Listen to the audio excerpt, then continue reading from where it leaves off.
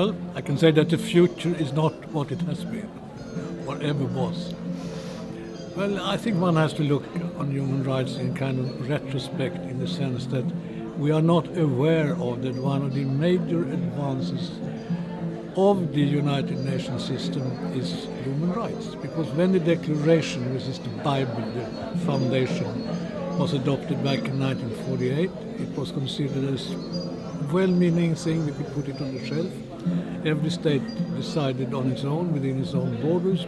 We don't care about human rights to be told from the outside, and so on and so forth. Today, it has branched out like a mighty tree in conventions, declarations, systems, rapporteurs, control mechanisms, and so on and so forth. So it's really a success story.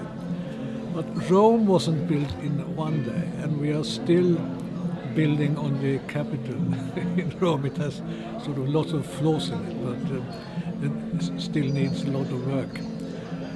And there's also another dimension to human rights, that we are dealing with states, sovereign states, and they have their own national interest to take into account, which is very visible, of course, in the Human Rights Council and in the previous commission. I mean, when the big sinners are sinning, the other, I wouldn't say small sinners, but they get away with it in a way because they are the major trading partners, the economic resources and whatever. So one is seeing through the fingers with quite a few things which shouldn't be there. But it has to do with this. We are dealing with the national states, and each one has their own ideas, their own policy, their own sort of thinking about the future, which makes it not easy for people, let's say in the Secretariat, to come forward with brilliant ideas, because many people or governments will say, okay, that's a very nice idea, others will say, oh no. But in this context, it's important to remember that national sovereignty has been eroded. Previously, United Nations was not allowed even to receive a letter of complaint of human rights.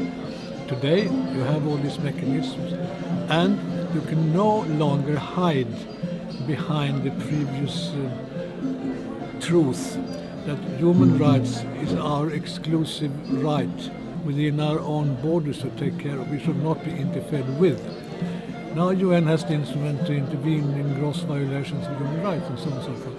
So a lot of things have happened, but much more needs to be happened. We are discussing, for instance, a World Parliament and a World Forum, and there are lots of ideas in the air. And that's why I think an event like this one, organized by this forum, is very important, because it brings forward what one of the panelists just said, dialogue.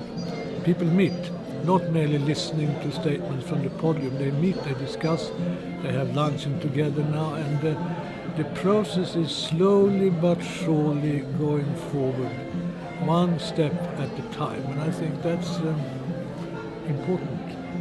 It's an ongoing process towards the future.